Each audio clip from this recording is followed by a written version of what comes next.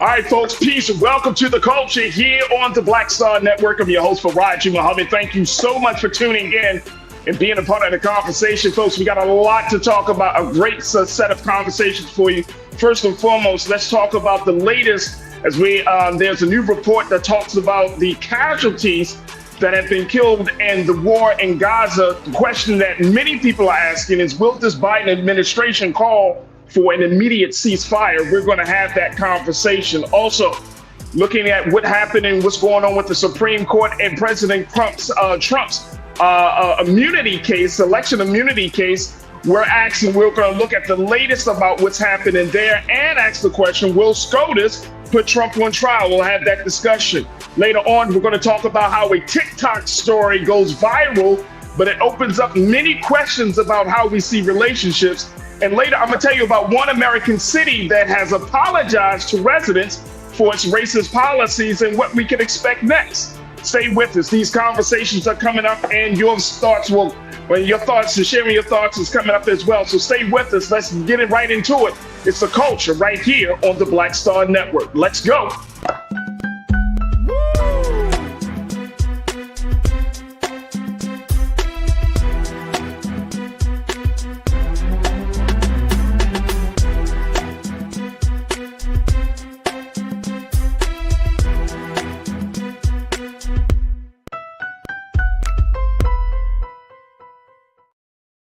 Folks, welcome to the culture here on the Black Star Network. I'm your host, Farajii. Thank you so much for tuning in and being a part of the conversation. Folks, we are streaming live on a number of different platforms. So let your friends and family know that we are officially started today's show. Happy Thursday.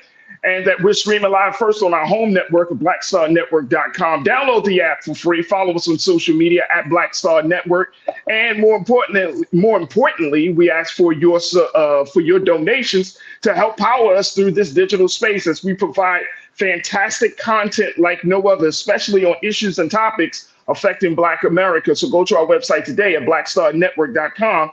And we thank you for your support. Now, we're also streaming live on Amazon News and your Fire TV. Just take a look at there. Also, we're streaming on Amazon Prime Video. You can find us on the Prime Video app under Live TV, then News, or find us on Amazon.com under Prime Video, then Live TV, then News. And we're also streaming on the Freevee Network. You can find us under On Now, under News for Black Star Network, as well as Plex TV, 24 hours a day, 7 days a week. Just search for Black Star Network or find us under Live TV with news and opinions. Now, we're also streaming live on Big Brother Roland Martin's social media pages. First, check us out on his Facebook page as we're streaming there. So big shout out to the illustrious culture crew on the Facebook page, as well as on the X platform. So shout out to the crew there. And we're also streaming on Big Brother Roland Martin's YouTube channel. So big shout out to the online culture crew there as well. And let's see who's in the chat as we prepare for these big conversations. And I appreciate each and every one of you for joining us in the discussion. And as you get into the chat, as you get on Facebook, just make sure you hit that thumbs up button for me to show you that you are in support of the work that we're doing, the information we're providing, and the opportunity for you to be a part of the conversations. So big shout out to the Stephanie Humphrey channel. I see you. Pastor and Big Brother Damon Blissett, I see you. Thank you for checking in. Deidre Hall, I see you. Lori Parks, I see you. Tiana, I see you. We got Pauline Hurtis joining us as well. Big Brother Brian Christian, welcome back to the chat. Thank you, Brother Brian. Daniel, thank you for joining us. We got official Sanika for checking in. Donna McAdoo Kelly is checking in. Wow. Giselle said, Giselle, I'm here. Giselle, I see you, and thank you again for being a part of the conversation. And again, Giselle, we thank you for your donation yesterday. We truly, truly appreciate it. Folks, you can join us as well. So again, join us in the chat and make sure you post your comments, share your thoughts as we try to get through these conversations, because no conversation is complete without your feedback and your input. So join us right now. All right, let me just jump into it because we got a very short period of time. It's a lot that I wanted us to cover in today's show. First, let's talk about the latest that's coming out of Gaza, as there has been a more in-depth report about what we're seeing in terms of the number of casualties as a result of this ongoing conflict between Israel and Hamas. Now, it has been reported that Israel-Hamas war has now killed at least 30,000 Palestinians. Now, folks, you may remember that earlier this week I was sharing that that latest number with you, around 20,000, 29,000. But 30,000 Palestinians have already been killed. Most of them are civilians, and the report also shows that some 60% of the residential buildings in Gaza have been damaged, and 45% have been altogether destroyed, according to a World Bank report, folks. This is absolutely devastating, to say the least. And when we're looking at this situation, it puts more pressure on the conversation about whether President Biden is going to call for an immediate and permanent ceasefire. But has been saying, he said it earlier this week on the late night show with Seth Meyers, that his administration is in the works of doing something. His hope is to get something by Monday of next week. He said this past Monday night. So he said by Monday of next week that there should be some sort of deal made or struck with the Israeli government, with Prime Minister Benjamin Netanyahu, around a permanent ceasefire.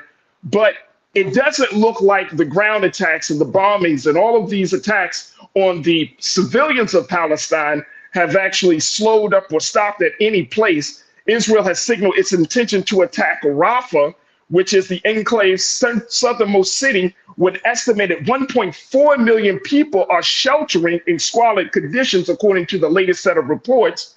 As I mentioned, some 70% of the dead Palestinians are women and children, folks. And these, according to figures published by the Palestinian Health Ministry.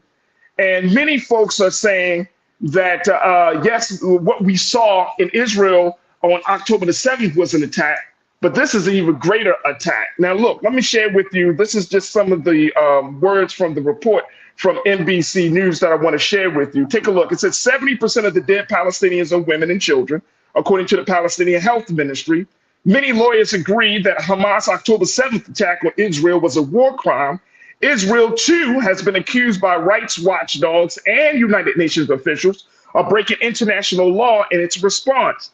Nothing can justify Hamas' deliberate killing, injuring, torturing, and kidnapping of civilians, the use of sexual violence, or the indiscriminate launching of rockets towards Israel, according to the UN Secretary General Antonio Guterres. He said in a speech this past Monday.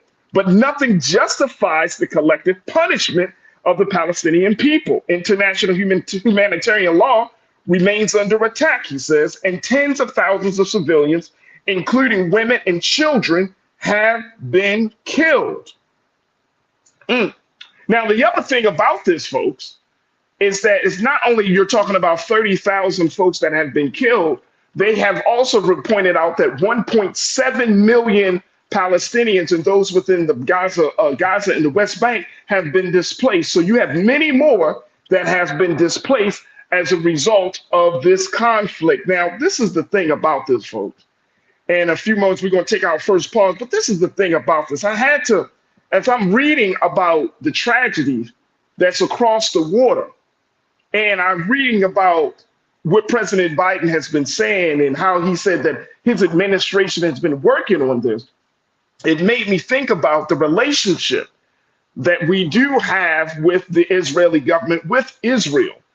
And it is something that I think that we need to look at, because this situation that we're seeing in 2024 has been something that has been, I would say, Israel has been preparing for some time now. Now, the very key part of this, the big concern about this chapter of violence between the two nations is that it now feels like, to the Palestinians and to some folks around the world in the United Nations, that this doesn't seem like it's just an attack just with the intention to find Hamas. This seems more like a genocidal ethnic cleansing effort that Israel has waged against the Palestinian people. Now, even though Israeli Prime Minister Benjamin Netanyahu denied that his government policy is to eradicate the people of Palestine, the folks from the West Bank and Gaza, it doesn't feel that way. It doesn't feel that way because, according to NBC News report, they said that coupled with the relentlessness of Israel's campaign, it's proof enough for Palestinians who say that this is not just about targeting Hamas. Now, if that's the case, folks, we really do have to take a look at this. And I know some folks might say, well, why are y'all talking about this? Why are we talking about this? We're talking about this. One is because we have to ask ourselves some important questions in this whole scenario, folks. Now that we know that the United States have been giving money to Israel, let me share this with you really quick. Did you know that back in 2016, a deal was struck with President Obama, former President Barack Obama? He sat down with Israeli Prime Minister Benjamin Netanyahu at that time, and they struck a deal for a $38 billion military aid package for 10 years. This was struck back in 2016. So we're 8 years from the beginning of that deal. 2 more years are left in that deal. $38 billion. You're talking about $3.8 billion a year for military aid for Israel.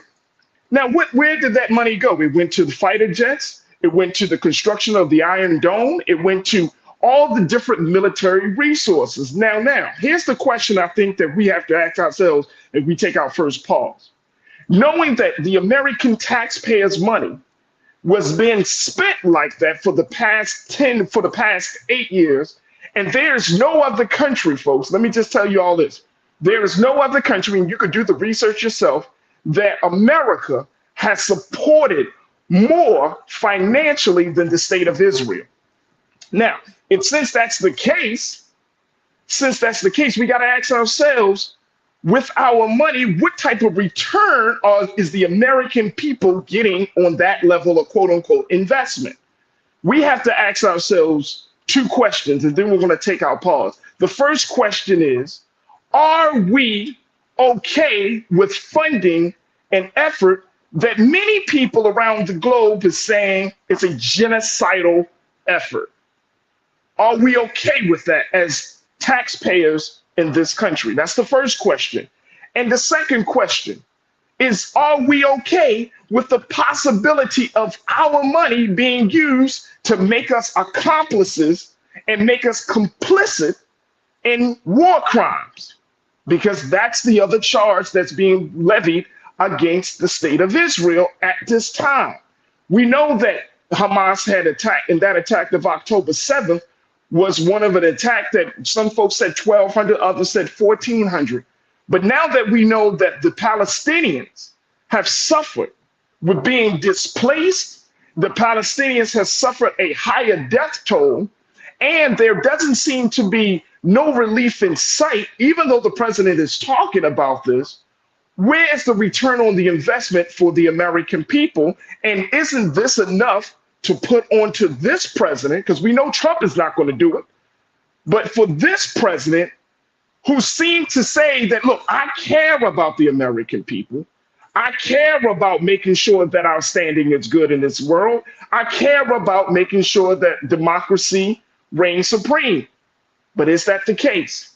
And now I'm going to take a quick pause. When we come back on the other side, I'm going to share with you why we should even be having this conversation as Black people in this country. So, folks, I want you to post your comments, share your thoughts as we talk about this. The numbers have come out to verify that there have been 30,000 deaths as a result of this war. Many of those have been women and children in vulnerable populations of Gaza and the West Bank. And are we okay with that? I'm going to try to do my best. I'm telling you, I'm going to share with you why it's important that Black America understand that we need to make sure that we speak up and put the right amount of pressure and hold this administration accountable, because we are contributing to that tragedy across the water. Stay with me. That conversation continues on the other side here on The Culture on the Black Star Network.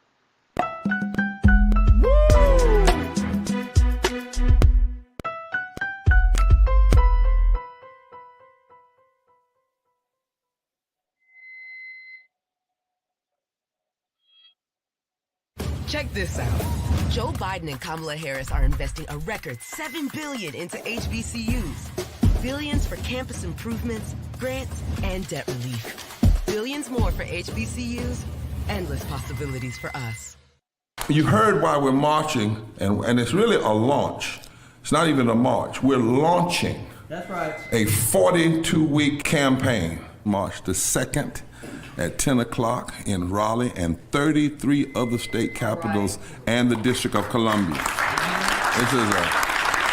This is a historic move to mobilize the most powerful untapped block of voters in this country, poor and low wealth voters, who make up 87 million votes. And it's never been tried before. Never been tried before in history. At the same time, the same message, same focus. And when that power turns loose, they will not be able to figure out the political calculus. I don't know about you, but I'm ready to shake things up.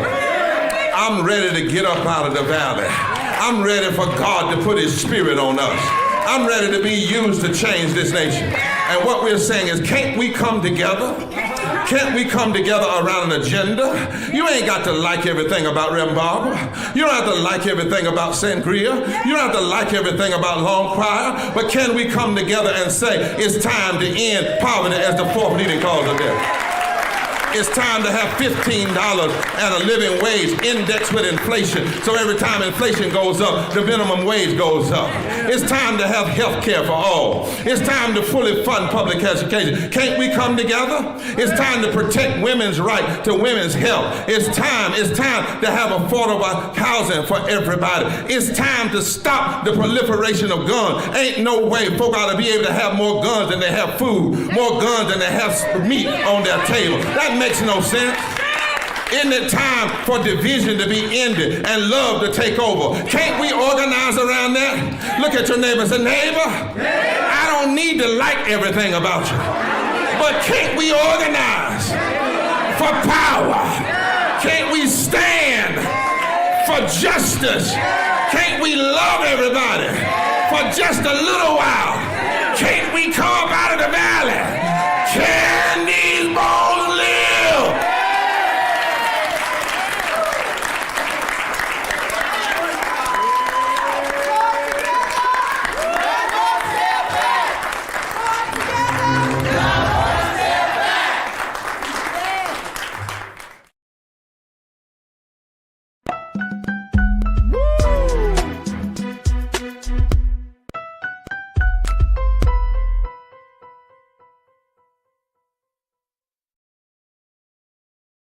All right, folks, welcome back to The Culture here on the Black Star Network. I'm your host, Farajii Muhammad. We are talking right now.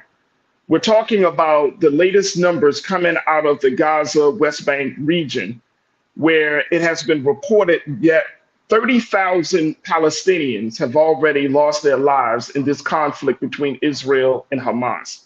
30,000, 1.7 million have been displaced as a result of the relentless ground attack, air attack that we're seeing in that region. And it doesn't look like there's any real light at the end of the tunnel, even though President Biden has been saying over these past few days that his administration is working on a ceasefire. This is one of the biggest points of contention that people are having with this administration.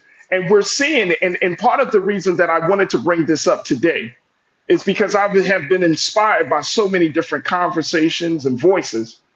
I've been inspired by my sister, Rahel Tesfamariam, who on Tuesday, we talked about her book, Imagine Freedom. I've been inspired by reading about what Arab Americans in Michigan is doing. I've been inspired so much so, folks, to hear what is being said right now, to see the chatter and to share this and to feel like, you know what, we need to have more conversation on this.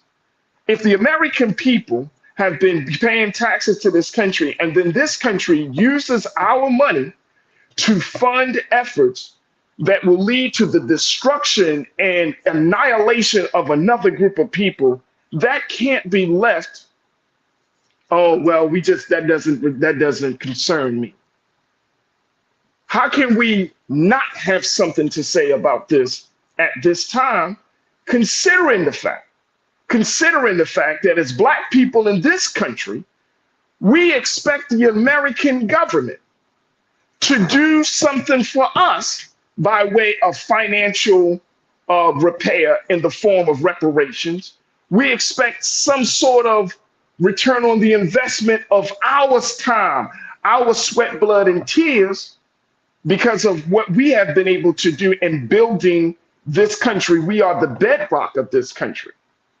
And yet we're seeing that more money, more resources, more aid is given to a foreign nation than it is to its own citizens who have been screaming for justice. We see just our brother Reverend William Barber talking about the great demonstration that he's planning this weekend in all of these in all of these state capitals, just to get us $15 an hour. And look at the fight in many states around that. Just to talk about voting rights, look at the fights around that. Just to talk about, and let's not even talk about reparations, and we're going to have a conversation about that later on today, but talk about reparations and how much fight that we have to give. But in the state of Israel, unfettered, untapped, $3.8 billion of military aid has been given for the past 8 years. And now it is all of that aid that has led to the fortification of their armed services and their military might.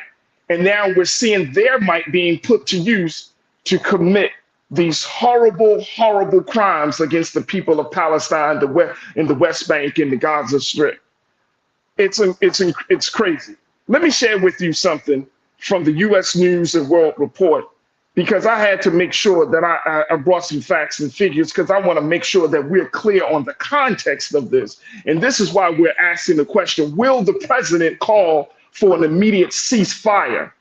Because if he wants to be the president, he talks about this, to be the president of saving democracy, then that has to start with the budget. What are the financial priorities of the United States government? And then this is not just on Biden.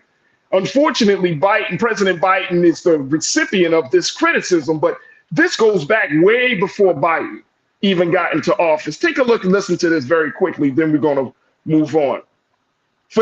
This is from U.S. News and World Report. It says for nearly 3 decades, from 1974 to 2002, Israel was the top recipient of U.S. aid, the longest standing duration for a top aid recipient dating back to 1946, according to figures from foreignassistant.gov. While from 2003 to 2020 saw the most aid going to either Iraq or Afghanistan, Israel nevertheless remained a top 3 aid recipient throughout that time. This is from U.S. News and World Report. This is not my information. This is what's already been put out for public consumption.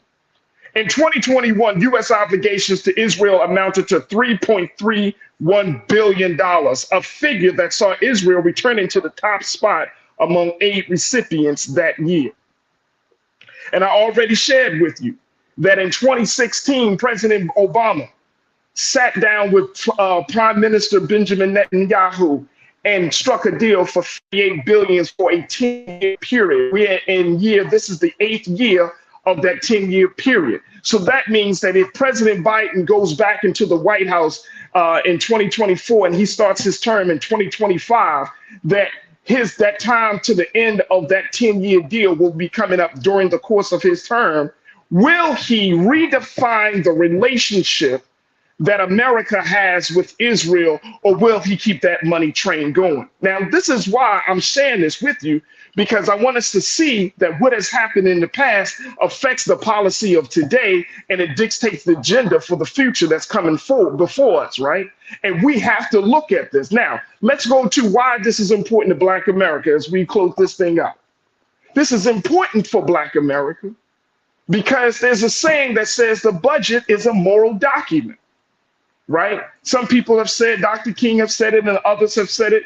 There was no actual attribution to Dr. King, but this is what Dr. King has said when he spoke at the Riverside Church in New York City on April the 4th, 1967, a year to the day that he was assassinated. It was that year, the most challenging year of his public service life, because he decided to stand up and speak out and speak truth to power about the war in Vietnam at Riverside Church. But this is what Dr. Martin Luther King said, and I don't know, Lisa, if we could put it up. He said, a nation that continues year after year to spend more money on military defense than on programs of social uplift is approaching spiritual death. I want you to keep that right there. A nation that continues year after year to spend more money on military defense than on programs of social uplift is approaching spiritual death. How come the call for Black people in America, for reparations, for voting rights, for wage equality, for all of these things seem to fall on deaf ears? Because this isn't not just about dollars and cents, but we are actually embarked upon a time where our government is losing its sense of morality because of the budget priorities. And see, what's happening now is that as much as the president may say, look, we need to save democracy, and we do if we want to sustain, but there needs to be and I heard President Obama say this at he talked about this when he was celebrating the 15th year anniversary of him becoming in office in Chicago. It was late last year. And he said that we must redefine and reimagine a different democracy. But if the democracy that we are seeing right now has always been built on not just dollars and cents, but a sense of morality, folks. But then we're finding that, as Dr. King said, that if you keep putting more money into the defense and not into programs of social uplift, then there's a spiritual death that starts to happen. How can we as Black people expect that the government will hear our cries? Because our cries isn't just about the dollars and cents. Our cries is rooted in morality. It's rooted in justice of what's right and what's wrong. But imagine you crying out, calling for justice. We're crying out for voting rights and wage equality and all of these things and healthcare disparities. And we're saying, Mr. President, and to the Congress, we need this, we need that. We aren't whole. We are broken people. We have contributed day in and day out. We have given our blood, sweat, and tears to this country, only to fall on deaf ears. But then when it's time to go to war, money can be found in a blink of an eye, at the drop of a dime. And so for those who say, well, why Black America should be concerned with this? Because we have to call out the hypocrisy. We can't just allow our tax dollars to help a foreign nation to do what they want and destroying another people. But then when we ask for the government, hey, can you set aside a few $1 billion for this or for that? It's like being in a relationship. America's in a full-fledged relationship with Israel. Y'all gonna hate me today, I'm telling you. America's in a full-fledged relationship with Israel. But it's in a situationship with Black America. Let me say that again. It's in a full-fledged relationship with Israel. They go together. But when it comes to Black America, it's a situationship. And y'all know how some of us, you ever been in a connection with has been undefined, a situationship, a sneaky link, right? And then the person just breadcrumbs. We get little pieces here, little pieces there to hold on to give us the hope that something will manifest. And we've been breadcrumbed too long in this country, y'all. And that's why I'm looking at this situation. And that's why people might say, oh, man, you're trying to mess up the election. No, it's not. We know Trump is not going to do these things. But if the president has said it himself that he wants to be the guy for this job, he wants to save democracy, well, then, Mr. President, with all due respect, we're going to hold you accountable to those words. We got to. We got to. But we can't keep getting breadcrumbs. And you got a house, you bought the other person a car, they got a full-fledged relationship. But for us, it's a little something in the night. can't be seen during the day, can't speak too loud about our pain, our interests. Y'all with me, y'all? Y'all with me? I'm not trying to make mockery of the situation. I'm just saying that the relationship that we have, and this is why we do have the issues of voting and all of these things, because, and this is why we have some of the infighting that occurs in Black leadership, occurs in Black organizations, because no one in Black America is clear about the relationship. There is no priority set aside in the budget for us. There's no sense of moral dilemma that's placed on the relationship. Between America and Israel, you have a better sense of where folks are and where people stand and what's the moral priority. In the relationship with Black America, none of that is defined. So we do have to say something.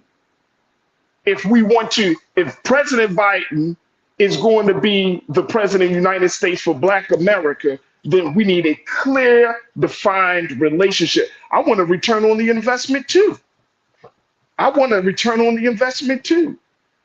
And I don't want my taxpayer dollars for some of you who say, well, what can the president do? We got a gridlock in Congress. We got Netanyahu over there. The president can redefine the relationship. He can say, look, we could spend less money until you show more humanity to the people of Israel, to the people of Palestine. You could redefine that relationship on many different levels. But you got to ask the question, does he want to do it? And does he want to put all the resources of his office and his administration behind it to show that he is serious about saving democracy, that he is serious about building a better relationship with Black and brown and other people in this country who feel marginalized and disenfranchised? Is he serious about standing on morals in terms of taking those budget priorities and putting them somewhere else, as Dr. King said? Because if there's more money, 3.8 billion, then 3.9 billion, then $4 billion, what's going to be the spiritual future of this country? Folks, we got to take a quick pause. When we come forward, we're going to bring my brother, Dr. Wendell Griffin. He's going to be joining us as we talk about this Trump case. Just something for us to think about as we move forward. And I hope that you really do think about these things. Stay with me, folks. It's The Culture here on the Black Star Network.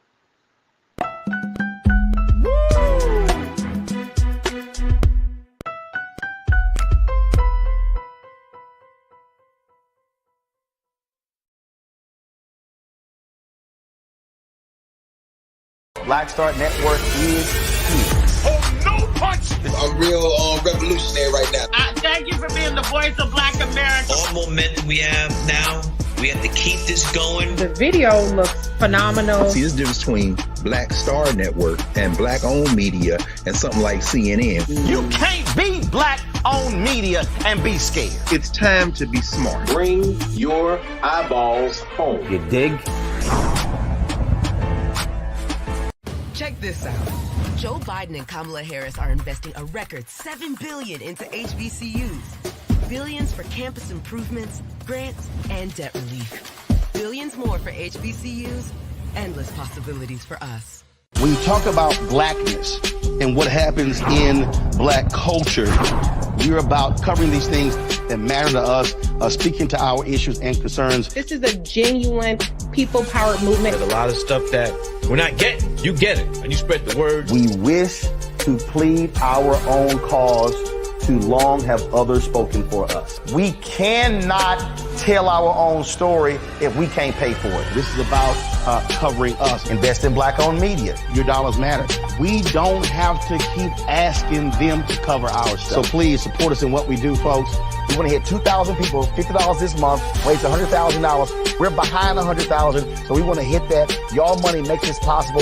Check some money orders. Go to P.O. Box 57196, Washington, D.C. 20037-0196. The Cash App is $RM Unfiltered. PayPal is R Martin Unfiltered. Venmo is RM Unfiltered. Zelle is Roland@RolandSMartin.com.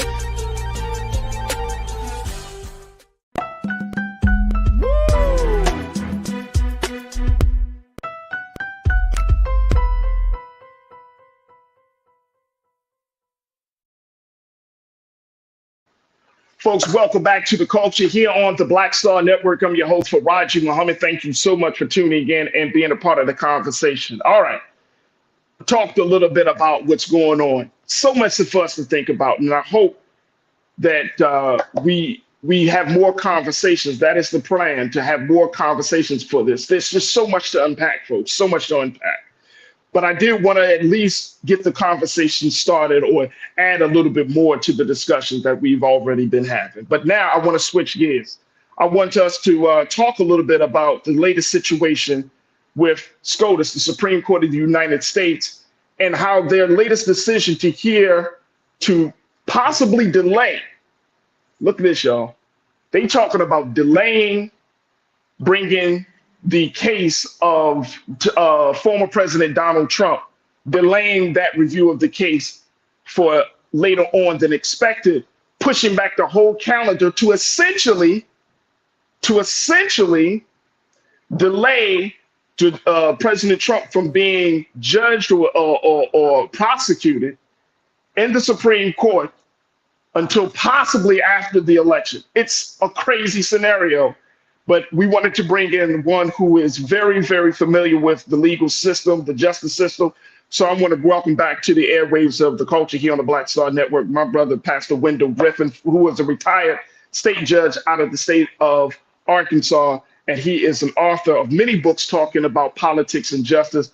Brother Pastor, thank you so much, Brother Wendell, for being with us today. You jumped in on a day that there's so much that needed to be said, big brother, so much that needed to be said. How are you today? Oh, we got you on mute. There we go. Okay, I'm doing fine. Can you hear me? Yes, sir. We can, Pastor. We can. Thank you, folks. Listen, you're doing a fantastic job, and I need to give you your props, okay? I need to give you your props because the segment you just now did on Israel is just so necessary, so righteous. And I'll say one thing about that, and then I'll go to what I'm doing on SCOTUS. I ask you, what continent is Palestine located in? And they look at me blankly. I remind them, it's Africa.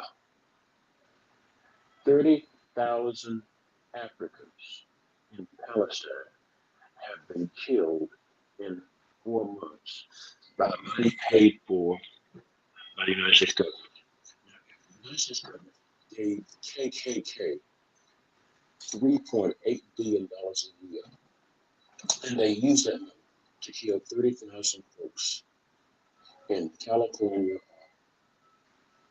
Chicago, or Arkansas. We would be furious. And we ought to be furious about it because the Palestinians are Africans. For all the reasons you mentioned, brother, we should be furious. We should be furious because Joe Biden has the power to stop it. When Iraq invaded Kuwait, the United States imposed a no-fly zone. Joe Biden can impose a no-fly zone. Could have done it 3 months ago over Gaza. He has the Sixth Fleet in the Mediterranean, right off the shores of Israel. He could have said to Netanyahu, you cannot fire into Gaza, otherwise my jets will take down your helicopters and we will cancel your Iron Dome. Joe Biden hasn't done it. So let's be real clear. The United States has not only supported Israel for the last 76 years, $150 billion with a B, the biggest foreign aid package in the world to Israel. But the United States has sat back and armed Israel and watched Israel starve, bomb, torture, burn, and terrorize defenseless Palestinians for the last 4 months with our tax dollars. And in the name of everything that is decent and right, we declare that wrong. And Joe Biden thinks that folks who are going to pay attention to elections are going to sit back and re-elect him behind that, he is at wrong H-E-L-L. Mm, and Pastor, I know that the sound is coming in kind of in and out. I don't know if you can just make sure that we can speak up so we can hear what you got to say. But I've caught on to what you were saying in terms of the complicity of our president, and that's why not to speak too far on it because I wanted to get your take on what's happening with the Supreme Court. But there has to be a call for accountability. There has to be some changes, a call for some changes in that relationship, which is always what we're asking for. Is that what is going to change in that relationship? You can't say one thing. Oh well, we're going to usher in peace, and then on another level, those things that has been in place for many years outside of the Biden administration, we know that. Continues to go unfiltered, unfettered, and in a way that it doesn't. So we need to change that relationship. And this is why I think, Pastor, this case around Donald Trump in the Supreme Court is just so interesting because the Supreme Court for a long time held it was perceived that this was going to be the one court that justice will be rendered. Right. For many of our people, of course, especially during the civil rights movement and other time frames, we relied on the Supreme Court to render justice when the states didn't. Now we're at a time, and this is my concern, Pastor, we're at a time where this court is moving like a political party and less like a court of law that is rooted in justice. And so that's what we're seeing with this latest situation with former President Trump, that they are actually looking to delay the time. Talk to us about this. Like, what does that mean if they're saying, according to the reports that I've been reading, that they're going to hear oral arguments the week of April 22nd about whether whether Trump is entitled to presidential immunity or not. And then by that timeline, that's going to push everything else back. And so we may not even see any type of review of his full case until after the election. Am I understanding this correctly, sir? You're exactly right, brother. Can you hear me okay now? Yes, sir. Yes, sir. Okay, you're exactly right. Here's exactly what's going on. The United States Supreme Court chose, everybody needs to understand this clearly, chose to accept a petition for certiorari by Donald Trump's team to decide the issue of his presidential immunity. Now, no court has before now said that Donald Trump is entitled to immunity. The United States Supreme Court of Appeals for the District of Columbia, the second highest federal court in the land, said no, he's not entitled to immunity. Judge Chutkan said no, he's not entitled to immunity. No court has said he's entitled to immunity. So there is no reason for the Supreme Court to accept this case unless they intend to try to either change what the lower court has said, or they want to give Donald Trump more time to run out the clock before the election, before he's tried. This is what's going on. This is what's going on. And you can't get away from it. I mean, you can't put that in a box. That is clear. And there's no reason for the Supreme Court to do that. And you add on top of that, Clarence Thomas is on the case. His wife. He hasn't recused himself from this case yet? Clarence Thomas hadn't recused the case. Now listen, if my wife, and I love my wife, if my wife was on a case, had paid money to a side that was on a case before me, I would have an obligation ethically to A, disclose that, and B, recused to avoid the very appearance that my wife's relationship to one of the parties might be a factor in the case.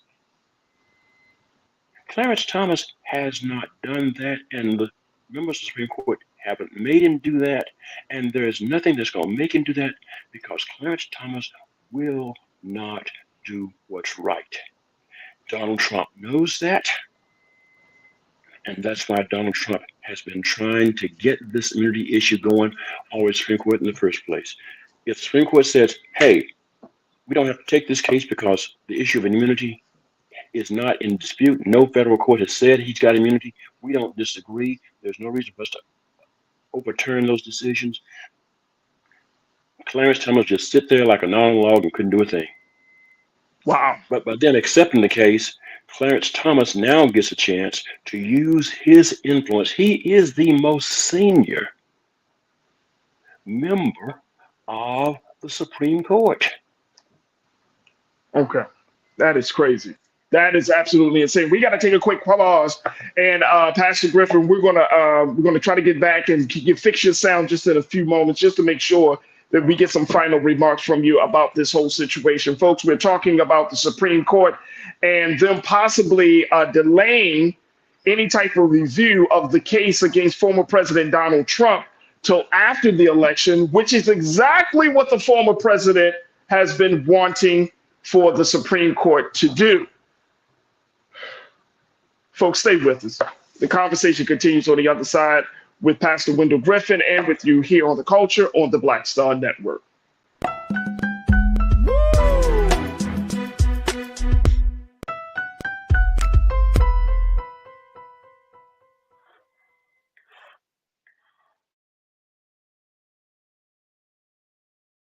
Check this out. Joe Biden and Kamala Harris are investing a record $7 billion into HBCUs.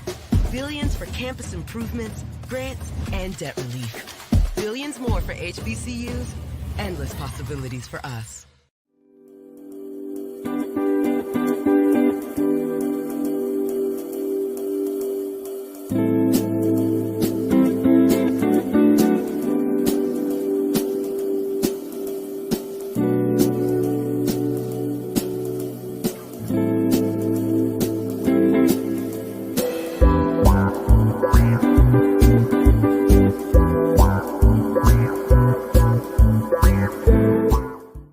Talk about blackness and what happens in black culture. We're about covering these things that matter to us, speaking to our issues and concerns. This is a genuine people-powered movement. A lot of stuff that we're not getting, you get it, and you spread the word. We wish to plead our own cause. Too long have others spoken for us. We cannot tell our own story if we can't pay for it. This is about covering us. Invest in black-owned media. Your dollars matter. We don't have to keep asking them to cover our stuff. So please support us in what we do, folks. We want to hit 2,000 people, $50 this month, raise $100,000. We're behind 100,000, so we want to hit that. Y'all money makes this possible. Checks and money orders go to P.O. Box 57196, Washington, D.C. 20037-0196. The Cash App is $RM Unfiltered. PayPal is R Martin Unfiltered. Venmo is RM Unfiltered. Zelle is Roland at RolandSMartin.com. I'm Greg Carr, here at the Black Table, and you're watching the Black Star Network.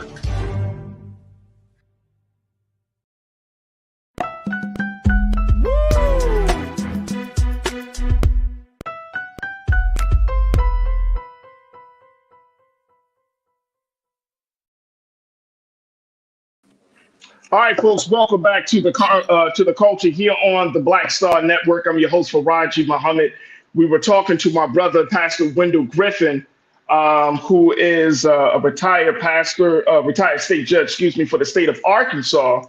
And we're talking about the latest situation with the Supreme Court looking, and they haven't made that decision yet. I want to make sure I'm clear on understanding this process, right, Pastor Griffin, that the Supreme Court has not officially made that decision about whether they're going to, the timeline for them to review the case, hear oral arguments. Am I correct on that? Is that they haven't made that determination just yet? They have set oral arguments and they have agreed to accept his case.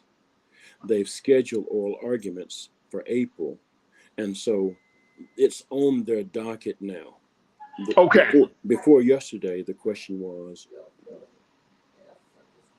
would he be on their docket? Now we know.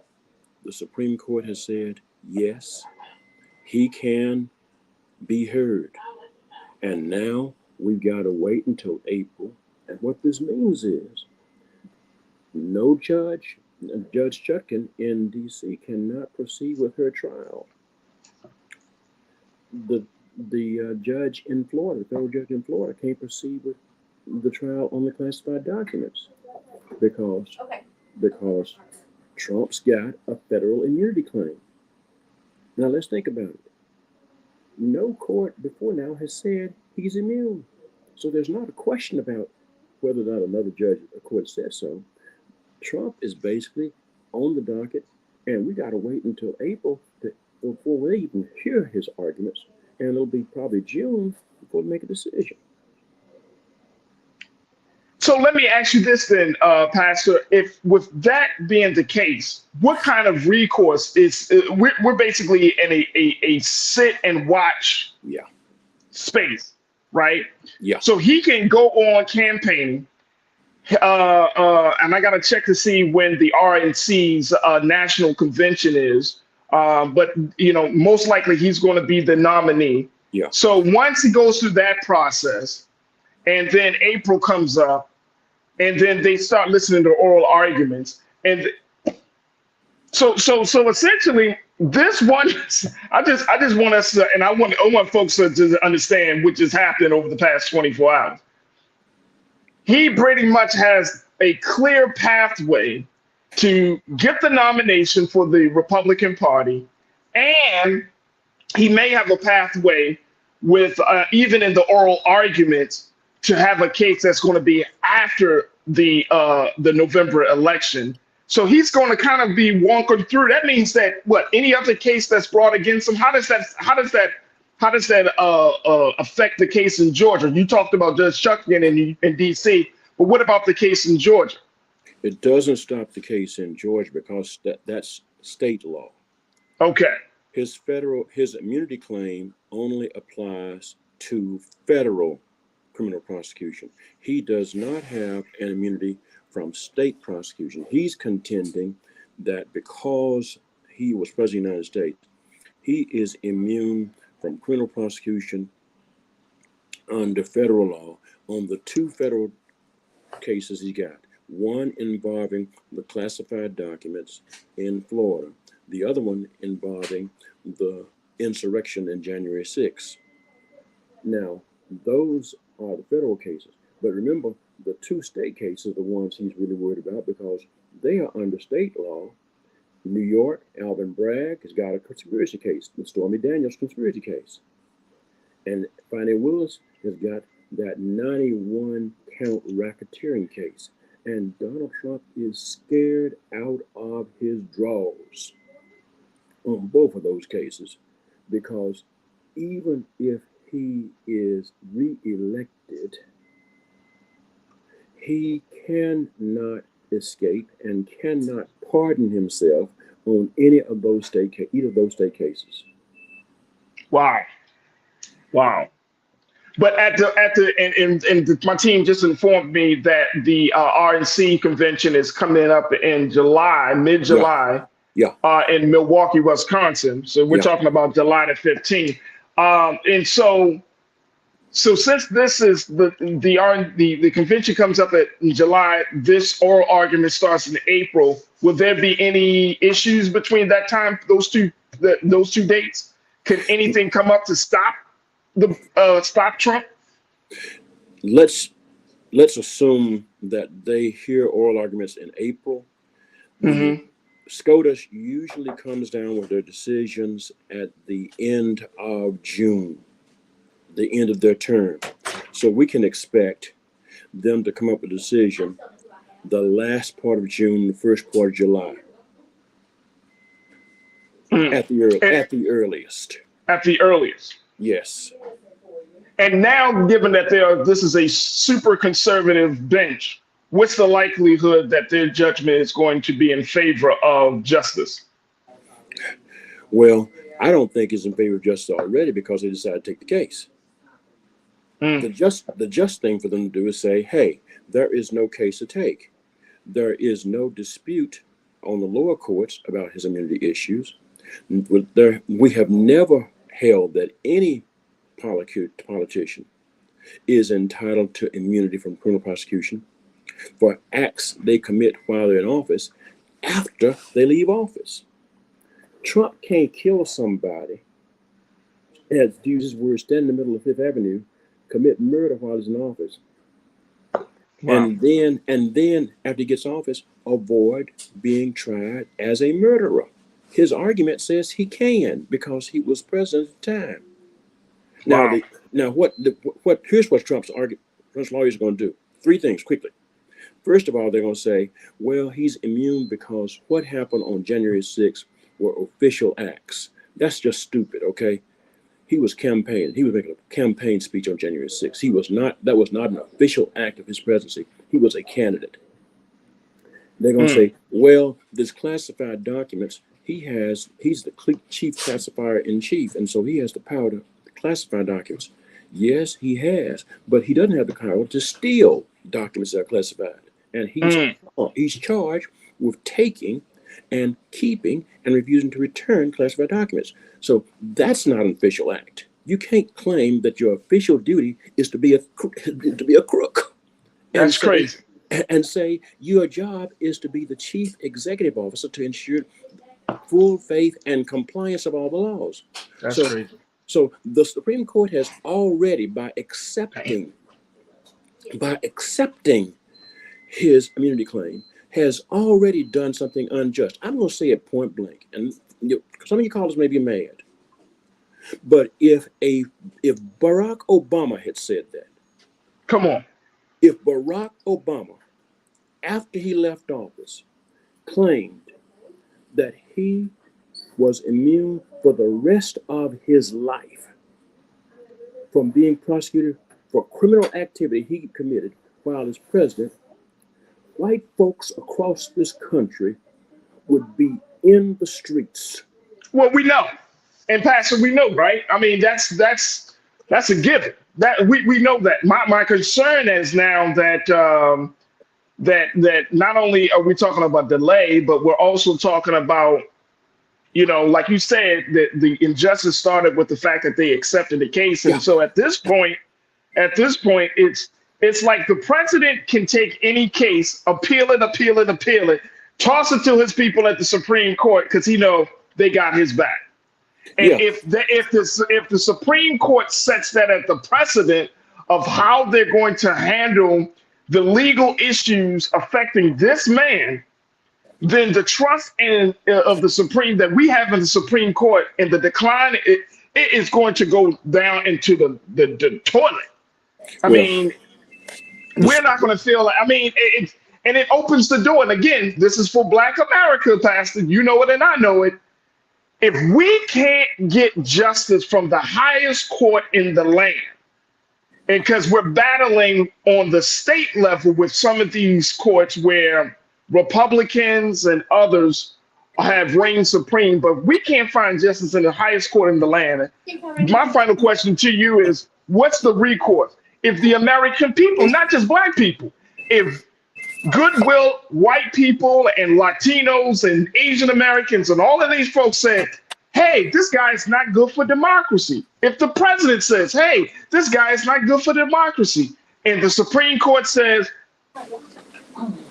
he gave us the job, so we can't hold him liable because he gave us a job, then what's the recourse that the American people can take at this point? I mean, how do we look at it as the highest court in the land? Well, we don't have, and the point you make is right on target, Brother Muhammad. The Black people in this country have historically known that we could not get justice in state courts, but we have, since Brown versus Board of Education, have wanted to believe that in the federal courts we could we could get justice. The problem we have is that this Supreme Court under John Roberts, and this is why I opposed John Roberts from the moment that George W. Bush nominated him. John Roberts has always been anti-civil rights and has been more interested in doing what was popular with the right wing than was doing what was right. And we see that now. We see it. We see it. We see it. Pastor Wendell Griffin, I appreciate you, brother. I thank you for your insight, and you know, you and I both are going to watch how this situation plays out. But this is a hell of a thing to be experiencing during a major presidential election season, that we're seeing all of these things happening. And there still is this huge expectation for Black folks, for white people, for a lot of people to go to the polls. And, you know, for all of the voting advocates out there, this may be, and this is not going to be on President Biden. I'm telling you, this is going to be on the institutions of this country. We may see the lowest voter turnout because of apathy. We may see the lowest voter turnout in history because of people are tired of feeling like their voice is not being heard. We may see the lowest voter turnout because of injustice. This is going to be a banner year for democracy, and for a number of different reasons, Pastor. And we're just going to have to learn. We're going to have to figure out how to get through it. But I appreciate you, brother, for your time today. Good talking to you, Farajii. Keep strong, Good brother. talking. Thank you, brother.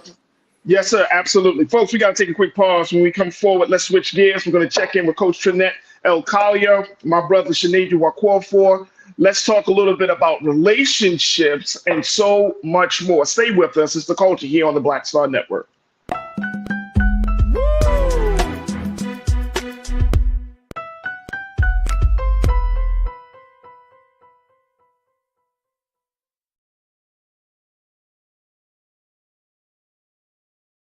Check this out. Joe Biden and Kamala Harris are investing a record $7 billion into HBCUs. Billions for campus improvements, grants, and debt relief. Billions more for HBCUs. Endless possibilities for us. You heard why we're marching, and it's really a launch. It's not even a march. We're launching a 42-week campaign. March the 2nd at 10 o'clock in Raleigh and 33 other state capitals and the District of Columbia. This is a historic move to mobilize the most powerful untapped block of voters in this country, poor and low wealth voters, who make up 87 million votes. And it's never been tried before. Never been tried before in history. At the same time, same message, same focus. And when that power turns loose, they will not be able to figure out the political calculus. I don't know about you, but I'm ready to shake things up. I'm ready to get up out of the valley. I'm ready for God to put his spirit on us. I'm ready to be used to change this nation. And what we're saying is, can't we come together? Can't we come together around an agenda? You ain't got to like everything about Reverend Barber. You don't have to like everything about Sangria. You don't have to like everything about Long Choir. But can we come together and say, it's time to end poverty as the fourth leading cause of death? It's time to have $15 and a living wage indexed with inflation. So every time inflation goes up, the minimum wage goes up. It's time to have health care for all. It's time to fully fund public education. Can't we come together? It's time to protect women's right to women's health. It's time to have affordable housing for everybody. It's time to stop the proliferation of guns. Ain't no way folk ought to be able to have more guns than they have food, more guns than they have meat on their table. That makes no sense. Isn't it time for division to be ended and love to take over? Can't we organize around that? Look at your neighbor and say, neighbor, I don't need to like everything about you, but can't we organize for power? Can't we stand for justice? Can't we love everybody for just a little while? Can't we come up out of the valley? Can these bones live?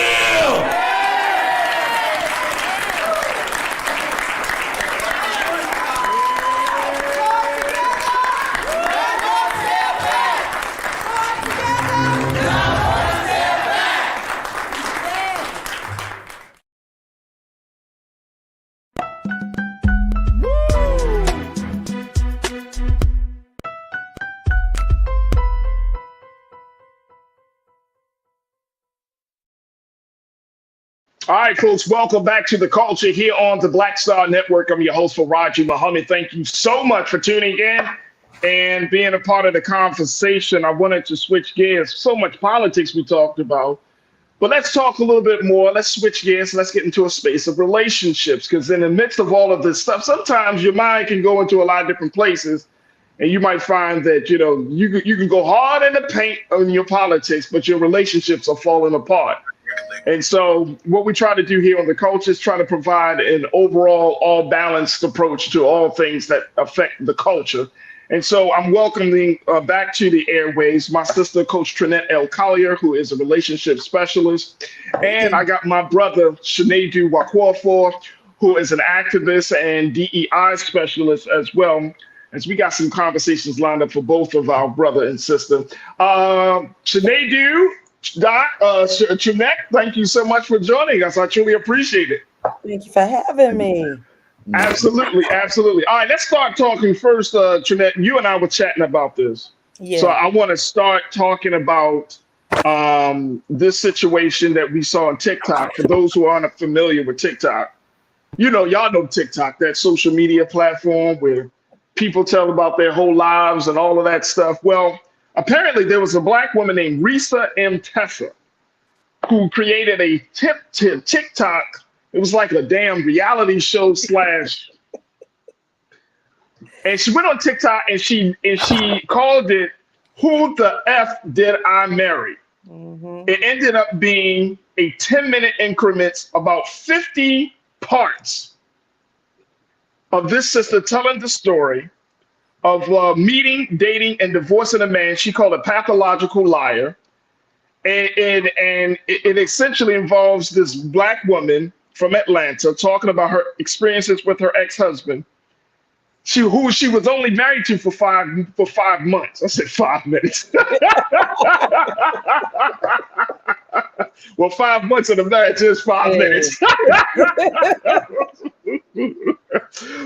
But for 5 months, she was talking about it. It averaged, Brother Sinedu, her story averaged at least 1 million views per video since the first video went up on February the 14th. And as a result of her telling her story in 50 parts on TikTok, she was able to secure some type of deal, right? You said, Trinette? Yeah. She had some book deal or something. What was the deal that she got from it? Tubi wants to do a movie on her. Wants to do one of their movies, and I heard Lifetime wants to do something, but I know for sure they said Tubi reached out to her. So I'm like, wow. And she did collect funds from TikTok and from a lot of the followers. So she is capitalizing off of her 50-part drama series.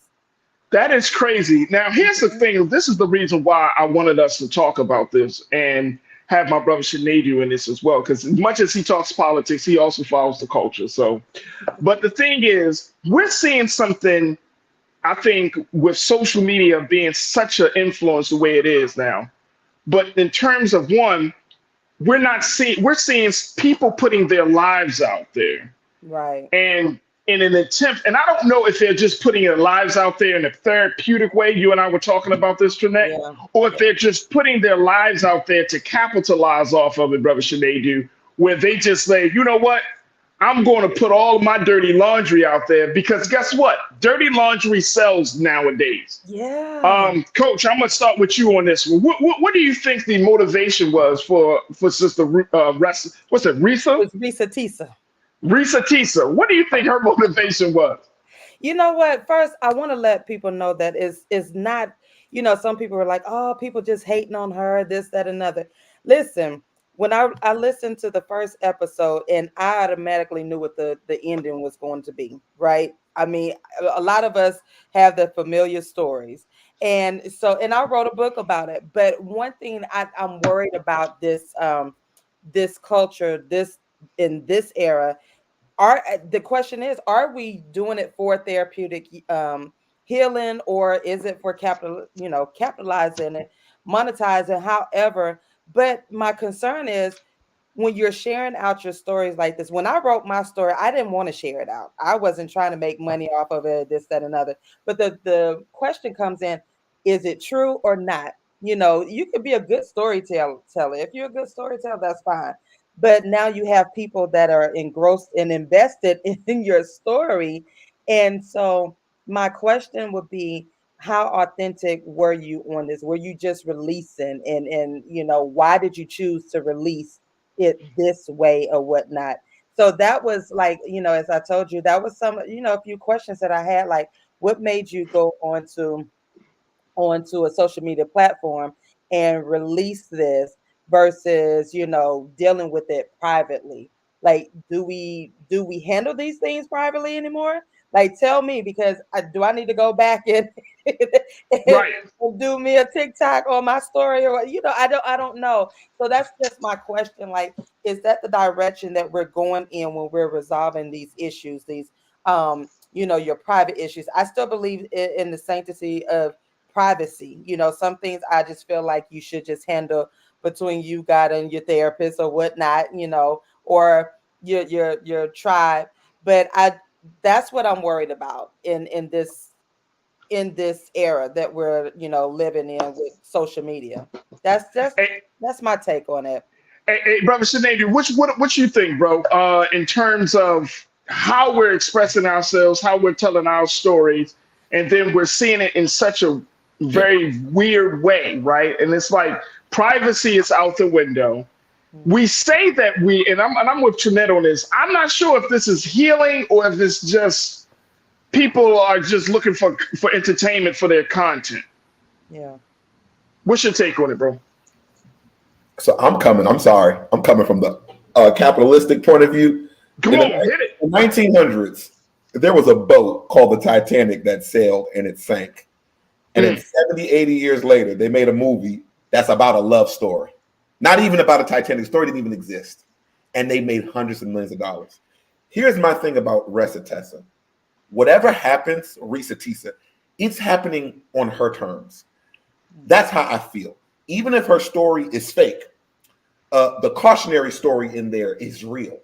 And I think when you look at what we have now as social media that now serves as a free market for folks in the entertainment to tell their own stories, and then many people can pick them up, I think that's very powerful. Because lest we forget, we were talking about this a couple of months ago.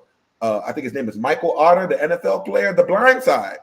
Yeah. Find out that family was lying on that man's name, collecting money. So I bring this up to say, I am not going to be the morality police. I'm just glad in a world where we know people like Roman Polanski use his position to be very demonizing to women. People like, Harvey Weinstein use his position to be very demonizing to women and getting a picture. That Resatessa sat in her house, put up her camera, put it on her account, and these major corporations and video companies saw it and reached out to her. I look at it from that point of view. I like that he's in control. And as a Black person, that means a lot to me. Gotcha. Yeah. That makes sense on that end. Yeah. Go ahead. She is in control of her story. Now, the sad part about it, her ex-husband is supposed to be releasing his story on YouTube today. Yeah. Oh my God. So is this going to be a battle? You know, like, what is to come out of this? Is he looking to gain? Is he looking to capitalize as well? Do you think that he's going to be able to gain the traction from his, from his story? See, this is the other thing too, Sinead and Trinette, that everybody, 2024, we've been saying it. Everybody want to speak their truth, but your truth is not the truth, right? And so you have your truth, and especially if it involves somebody else, you talking about a situation, we don't know their side of the story. They don't have the camera, they don't have the microphone. Like, I can sit up here and I can paint a picture about anything that's going on, right? But guess what? And I can be passionate about it, and people be like, "Man, that's the truth." I just happen to be the guy that's in front of the camera and has the microphone at that moment. Right. But I think that we put so much emphasis on telling your truth, that it gets in the way of understanding that, one, this relationship that we do have with social media is one where, I hear some black folks say I need to have a detox. And then I see other black folks who live on social media. They post more times than All right. So I'm trying to think, and then you when we have these larger conversations, much more serious conversations, whether it's about Gaza, whether it's about the election, whether it's about any issue that has affected Black America, we don't have the mental attention span anymore. I just came across this article that said that we don't have the attention span as we used to, right? Because they said just the simple act of scrolling will cause you to have a short attention span. Wow. So now are we putting ourselves in a trick bag where we may gain from being, from telling our story. We may capitalize from being so open, but at the same time, we're in a very manufactured place, and that could just go left. Brother Sinead, what's your take on this? Let me take our next pause. Yeah, I think there's truth in that, and I think you missed the truth, because there is your truth, there's my truth, and there's a truth. There it is. Come on. And I think that's when I heard you speaking, I just started to think about, like, take it out of the rest of Tessa thing. Just think about hip hop, rap. People are telling stories about things that don't always align with them. They're telling stories about hoods that they're not from. They grew up in the county their whole life.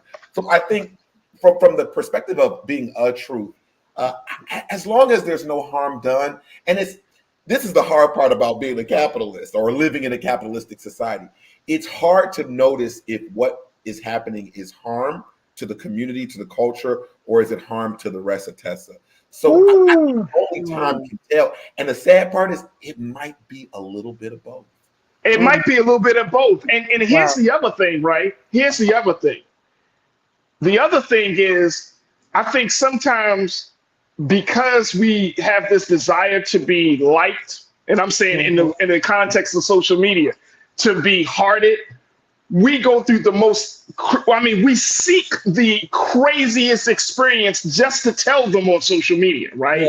Yeah. Like we go through harmful experience sometimes, right? And I'm not saying all of us, obviously. Right. But I mean, it's hard to create everyday content, especially when you say you're an influencer.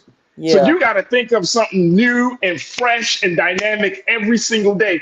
And there is something where you have to I feel like, now I may be completely wrong on the Sinead you internet, but I feel like each time that content goes viral and you got a hit in your clip, and you're like, oh my gosh, there's another part of you that you got to give up, right? Yeah. There's another part of your life that's another part of your experience that you got to give up. And I think that's to Sinead, to your point.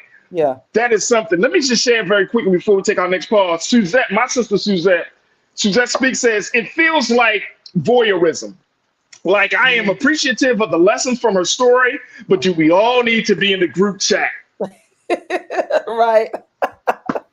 Suzette ain't never lied. She ain't never lied. Never, right. I agree with that. Like, the group chat was, I was like, how do I take me out? Connect? Yes. I'm about to send a message. Just delete my number, bro. I don't need to be in a group chat. Look, you know why? Because guess what? You ain't healed from your trauma. So now you passing your trauma through the screen. Now my brain, look, as much as I like to think I'm a strong person, certain messages get in, right? Right. Yeah, I mean, that's the truth, because all of a sudden you see all of these comments, especially from Black women.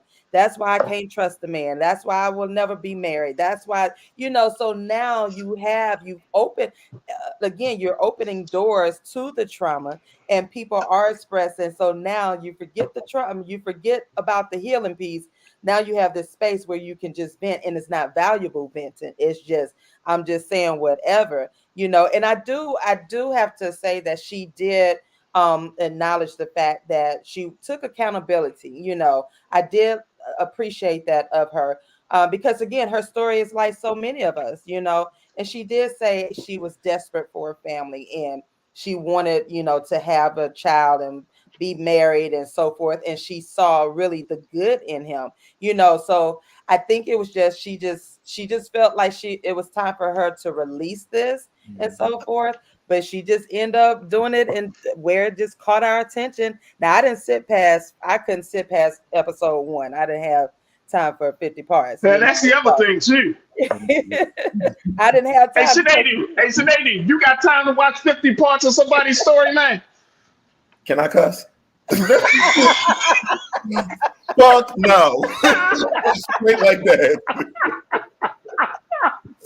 I just listen to I look for the footnote. I ended up getting the clip notes, but I was literally after her first episode, I pulled out my own book. I said, I already know how I'm gonna tell y'all, I'm gonna be honest with y'all, man. I can't do it. I can't do it. The moment I start to see people talk, I mean, you ever see somebody scrolling, then they up in the camera all close like this? Right. Y'all, I got something to tell you. I'll be like, scroll. Scroll. I was like, I'm not into it. Man, don't flood my timeline with trauma, bro. Like, I didn't, and people were like, "How can you not watch?" I said, "Listen, because I lived through my own. Come on, man. You know the story. I had my own 50 part. I wrote about it. You know what I'm saying? So I didn't need that. I just did not have the time. But I don't, and I guess it. And then I started looking at it. So I guess it's no different from when our grandparents were watching the stories, or we watching, No, it was different. It was different. You know what was the different? You know why it was different? Very quickly. You know what's different?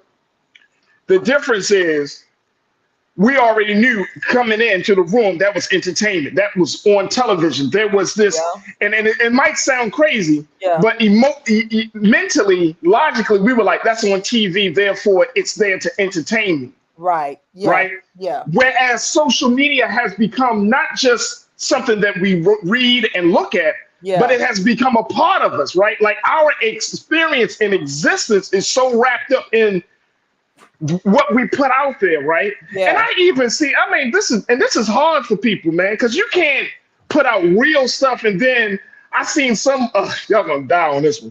Y'all ever seen somebody be like, just because I put it out don't mean I actually believe it.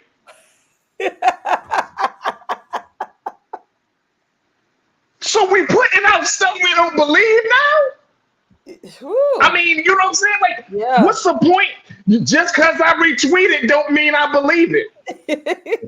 You know what, Farajii, real quick. I know we got to go to commercial. But go ahead. It's real important. The reason why I think what Resta Testa did is so impactful is because think about it. Like, this is a local, she let's be real. She an everyday person. And I feel like there is a market for people who can resonate with that compared to when they do dramatize this and put it on TV, then it becomes somebody that you are far connected to. If you realize that in media now, it's less about the stars and more about making everyday people's story heard, because that's what resonates with people. And like my sister said, I appreciate her for saying, I was desperate in that place. And I think from a psychological point of view, we should be pushing more Black women to tell stories, because we laughing, there's at least 5 people who got healed from her. I believe that so wholeheartedly. Even if she's not telling the truth, somebody needed to hear it. Like she was preaching in her own way on her TikTok pulpit. That's true. That's true. I mean, I can see it from that perspective, because everybody does. You do have the average person, average woman who's going through this now and saying, you know what? I wasn't by myself. I fell in love with somebody, and I wasn't by myself. I, lost this, that, and the other. So you're right. I can't see that, because even as other art, some authors and I were talking and we were sharing the same story. And again, we were all trying to get our story out. She just used a creative way, but also made me think, like, I didn't need a publisher. I didn't need an editor or nothing. I could have just talked on my But you know what? It just goes to show you. And I agree. I understand what you say, Brother Sinead, and I hear you, Jeanette. I think that it's just this idea that a lot of folks don't feel like they can be heard. So social media gives them a platform to be heard. Now, the thing is, if you tell your truth, you tell your story, you share your thoughts on a situation, and then when people don't agree with you, then you start to catch feelings. Well, why they don't agree with me? You know what I'm saying? Yeah. And what will happen is that you start to tailor your view because you want to be liked. Yeah. And so a part of you becomes less authentic and more conformed because you want to be liked on social media. You want to have the popular opinion on social media. And let's just keep this real, y'all. Popular opinion doesn't always mean the right opinion. No. Or the best opinion. Right.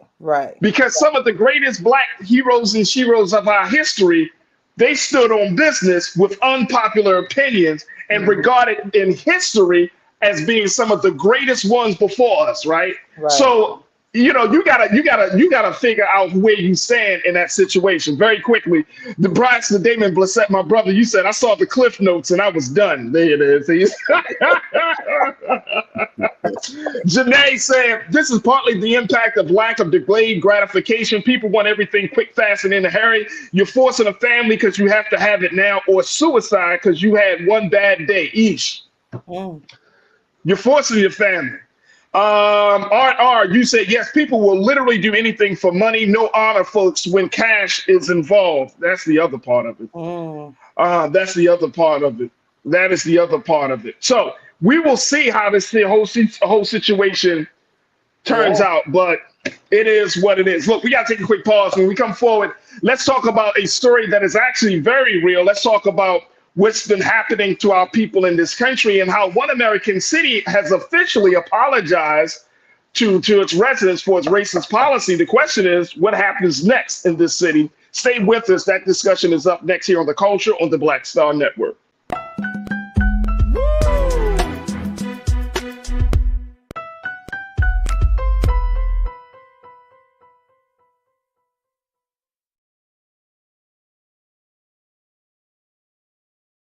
Black Star Network is here. Oh, no punch! I'm real revolutionary right now. Thank you for being the voice of Black America. All momentum we have now, we have to keep this going. The video looks phenomenal. See, there's a difference between Black Star Network and Black-owned media and something like CNN. You can't be Black-owned media and be scared. It's time to be smart. Bring your eyeballs home. You dig? Check this out. Joe Biden and Kamala Harris are investing a record $7 billion into HBCUs. Billions for campus improvements, grants, and debt relief. Billions more for HBCUs. Endless possibilities for us.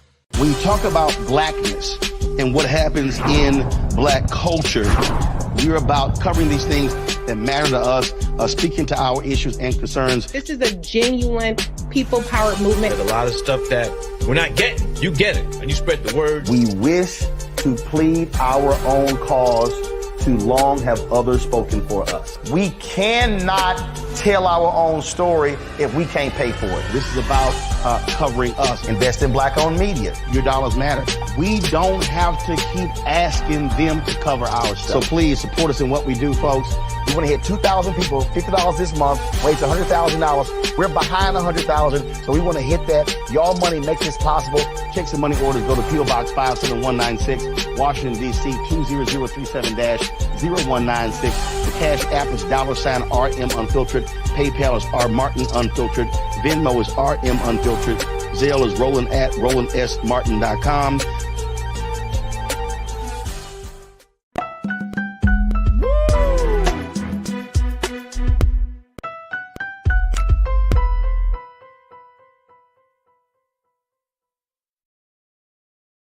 All right, folks, welcome back to The Culture here on the Black Star Network, joined by our contributors today, my sister, Coach Trinette L. Collier, relationship specialist, and my brother, Shaniqua Wakofor, diversity, equity, and inclusion specialist.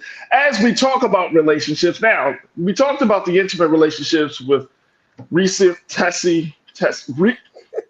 Risa Tisa. Risa Tisa. I don't want to mispronounce my sister's name. You ain't Risa. Right. Before we end up in one of her stories, I was watching. But we wanted to talk about relationship. But this final conversation I wanted to have is about the relationship between Black folks in American cities, and it's a different relationship that we are having, right? This is, and I think that we can all attest that there has been more talk about reparations and repairing the damage at this time. Over the past, I would say, what you would think, Brother Sinedu, but 2 to 3 years, we've been talking up these things more now than ever before.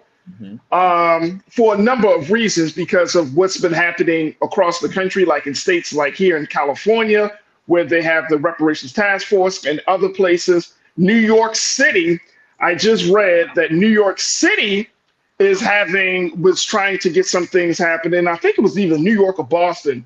And crew, y'all tell me if y'all can find the information that there are groups of people in either New York or Boston that are trying to get reparations, but because of infighting, look at those relationships, infighting, they can't agree on how to move forward and calling out the city or the state to repair the damage that was done to Black people. So if somebody in the chat can check that out for me, let me know which city that's in. But let's go to the city of San Francisco.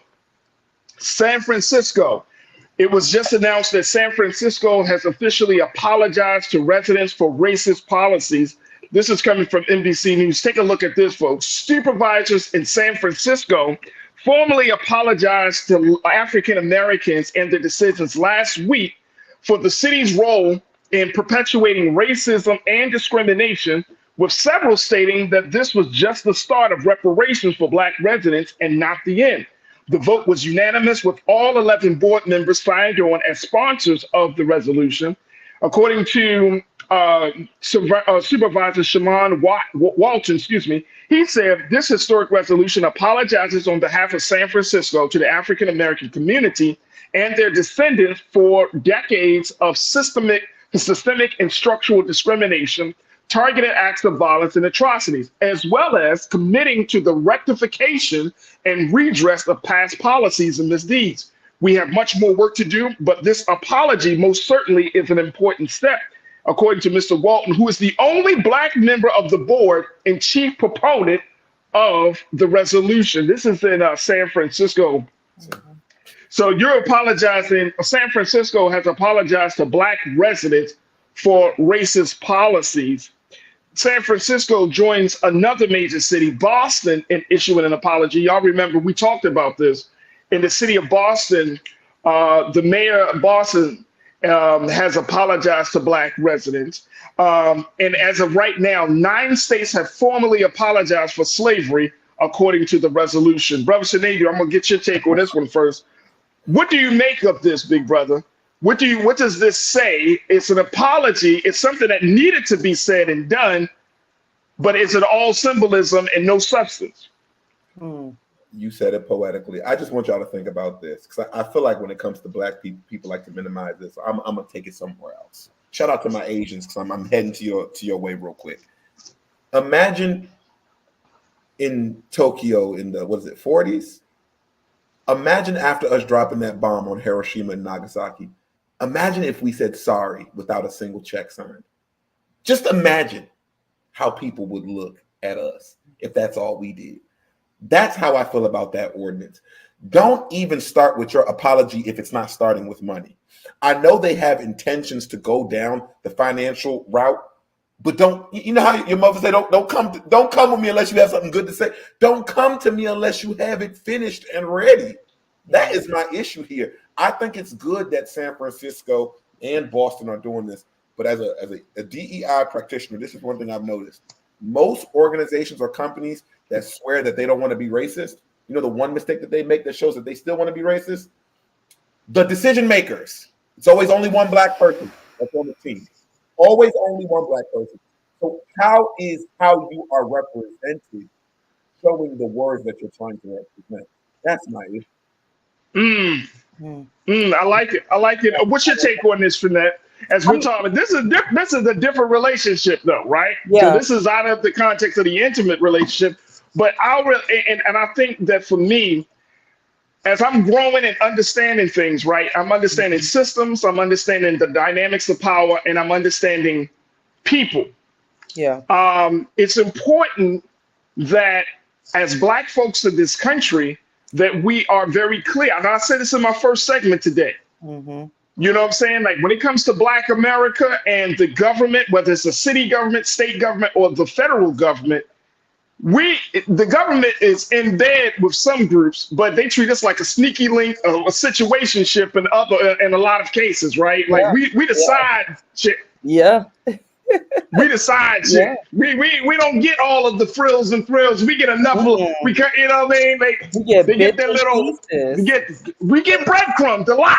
Yeah, we do. And it does affect us, even down to our relationships, because now you're talking about families. You know, how's this going to affect the children? How's this going to affect the mothers, the fathers, and so forth? What is to come of these apologies? You know, because again, I think we spoke about this before, the trauma that Black families have to deal with on a daily basis. The conversations, you know, we skip over these conversations in our living room over our dinner table because we really don't think about it. Like it really does affect us. Like, how am I as a man? Or how is a man supposed to care for his family when he's up against all of that? So it does go hand in hand. So, you know, I agree. I need to see more. Like, you know, I appreciate the apology, but what is there to come behind, and how long is it going to take? Is it going to be another 10, 15 years before anything is actually done? So for me, at this stage of my life, I'm ready to see action. You know what I'm saying? Like we shouldn't take this long to talk and apologize or whatnot. So what is to come next? That's my question. I think that's an excellent question. We got to take another quick pause. When we come back, I'm gonna share with everyone more details about what this mean, and more importantly, how will the city of San Francisco moves forward, especially by way of reparations. I'm gonna share with you some of those intimate details. So folks, stay with us. The conversation continues on the other side. Post your comments as we're streaming live on Big Brother Roland Martin's YouTube channel and his Facebook page. I would love to hear what you got to say as San Francisco apologizes to its Black residents for its racist policies, saying it is the first step in creating a new relationship with the Black community. What's your take? Join us in the conversation and stay with us. It's The Culture here on the Black Star Network.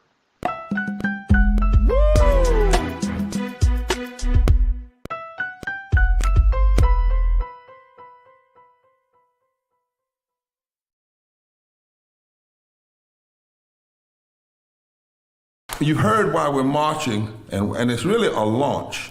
It's not even a march. We're launching a 42-week campaign. March the 2nd at 10 o'clock in Raleigh and 33 other state capitals and the District of Columbia. This is a historic move to mobilize the most powerful untapped block of voters in this country. Poor and low wealth voters who make up 87 million votes. And it's never been tried before. Never been tried before in history. At the same time, same message, same focus. And when that power turns loose, they will not be able to figure out the political calculus. I don't know about you, but I'm ready to shake things up. I'm ready to get up out of the valley. I'm ready for God to put his spirit on us. I'm ready to be used to change this nation. And what we're saying is, can't we come together? Can't we come together around an agenda? You ain't got to like everything about Rem Barber. You don't have to like everything about Sangria. You don't have to like everything about Long Choir. But can we come together and say, it's time to end poverty as the fourth leading cause of death? It's time to have $15 and a living wage indexed with inflation. So every time inflation goes up, the minimum wage goes up. It's time to have health care for all. It's time to fully fund public education. Can't we come together? It's time to protect women's right to women's health. It's time to have affordable housing for everybody. It's time to stop the proliferation of guns. Ain't no way folk ought to be able to have more guns than they have food, more guns than they have meat on their table. That makes no sense.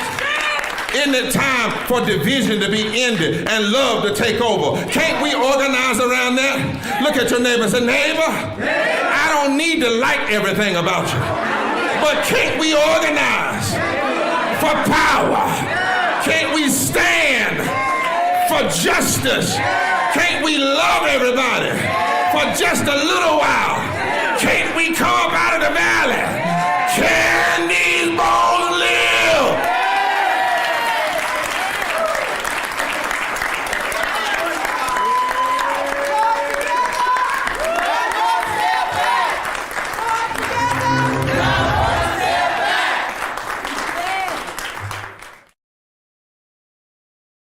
We wish to plead our own cause. Too long have others spoken for us. This is an opportunity for us to be able to speak to our issues. Y'all better understand something real quick.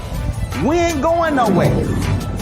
It is a continual battle that we see all across this country. Revolution will not be televised. The revolution will be streamed. All momentum we have now, we have to keep this going. He makes sure that our stories are told. Roland Martin's doing this every day. You can't be black-owned media and be scared.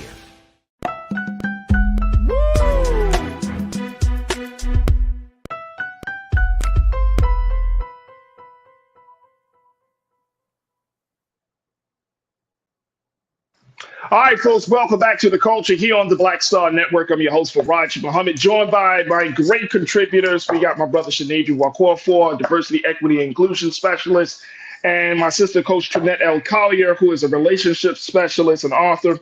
We're talking about how the city of San Francisco is just the latest city to apologize to Black folks in San Fran for its racist policies. And according to the only Black supervisor on the board, Mr. Shaman Walton, he said that this is an historic resolution, is a great first step for the work that needs to be done. He said we have much more work to do, but this apology most certainly is an important step. Now, here's the latest about what is being considered in San Francisco.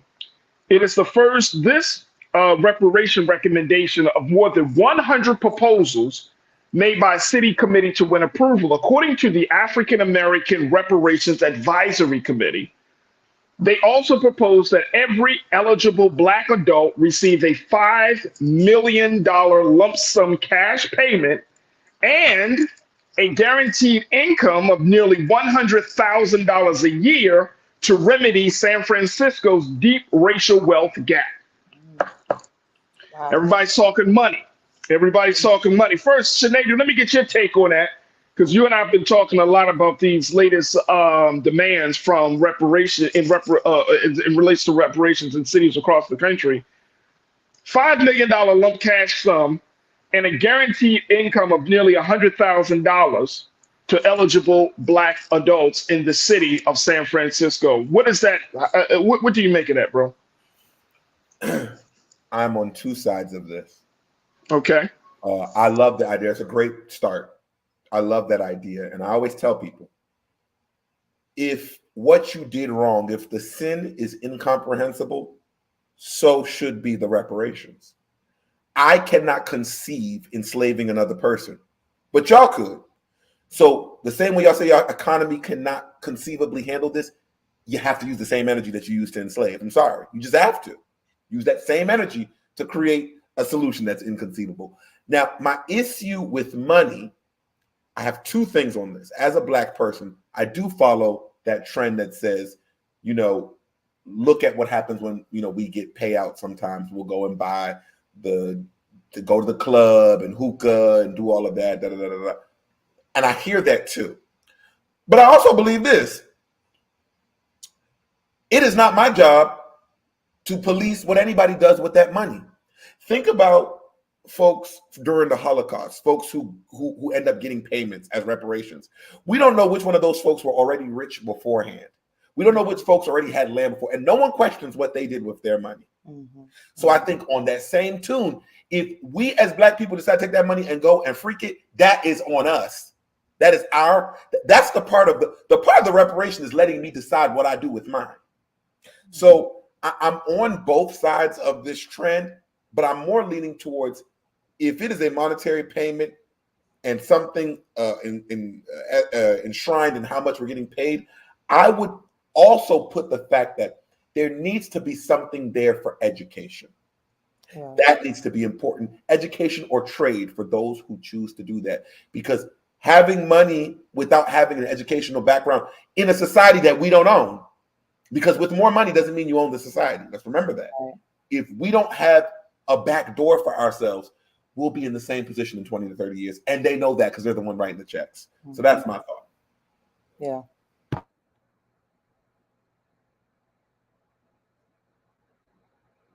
You on mute, brother. Hold on, you on mute.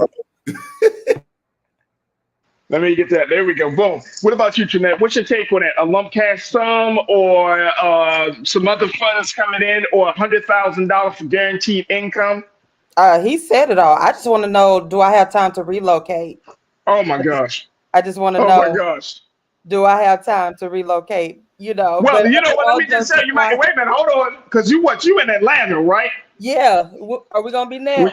No, let me tell you, Georgia got a long time before this conversation even had. But I do agree that, of course, I would love for some money to be allocated for education. You know, definitely, because you do kind of see the cycle. It will reappear if we don't have.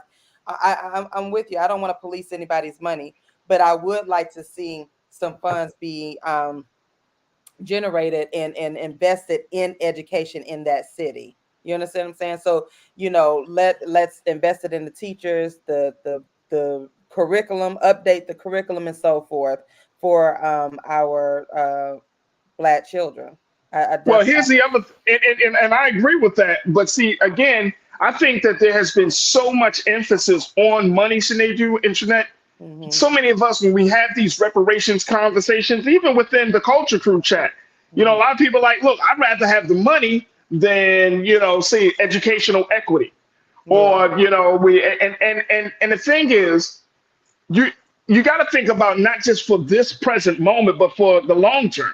Right. We got to think about for the long term, because what's the use? I mean, let's think about it. If we're and I don't see San Francisco doing like a $5 million. I mean, that's a lot of money, folks. Yeah. That is a lot of money.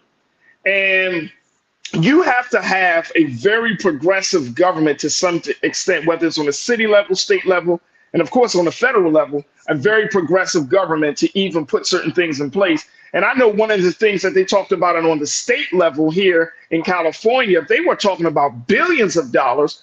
And in some cases, the calculations of how much some advocates for reparations were asking for was more than the actual budget for the state of California. Oh, wow.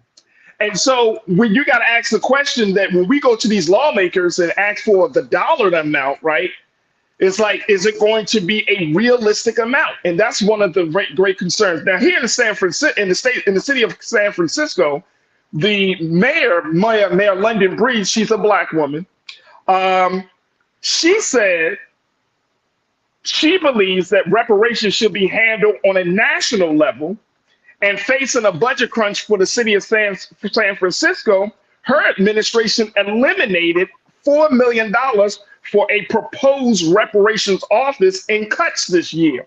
Now, Brother Sinead, I started off this show today talking about your budget is a moral document, right? Your budget determines shows where your priorities lie. Just as much as America set aside money for the state of Israel, and you know, Black America gets a little bit here and a little bit of there every other year, whenever. If the budget doesn't show where you put your priorities or where you see the importance of it, if you're cutting $4 million to even establish an office, it just goes to show you that you got a lot more work to be done with this Black political leader, because she's not seeing the importance and value of even having a reparations office. You could talk reparations all day, but it's not until in politics, until you put money behind it, it's just rhetoric. It's just rhetoric. What's your take on that, bro? I love when people talk about budget. So what I was doing, I like to do my fact checking as well. I went to the our national debt clock. Okay, $34 trillion. Don't ever tell me about a budget, because what I learned in simple math or street economics, you don't got it, you don't get it.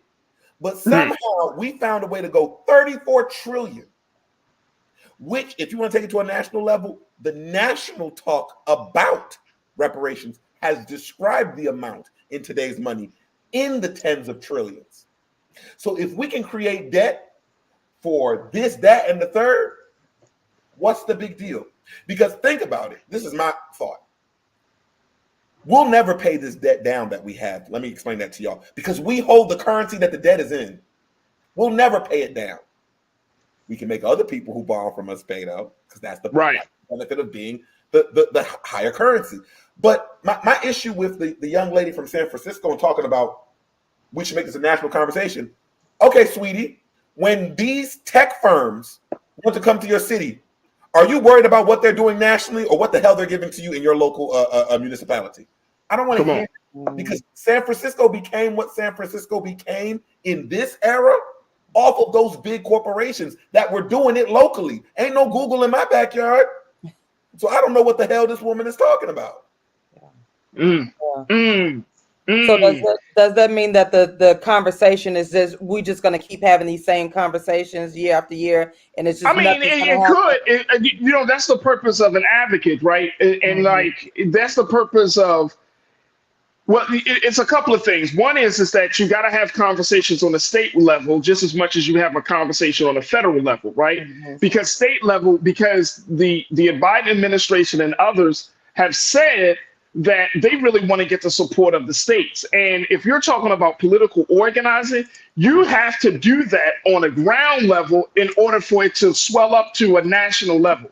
Yeah, you can mandate that. Now, that's what some of our black lawmakers like Representative Cori Bush and some others have put on the desk for the president to sign off saying, Mr. President, you need to do an executive order to establish a commission to review and to look at reparations, to look at the impact of slavery and the possibility of reparations.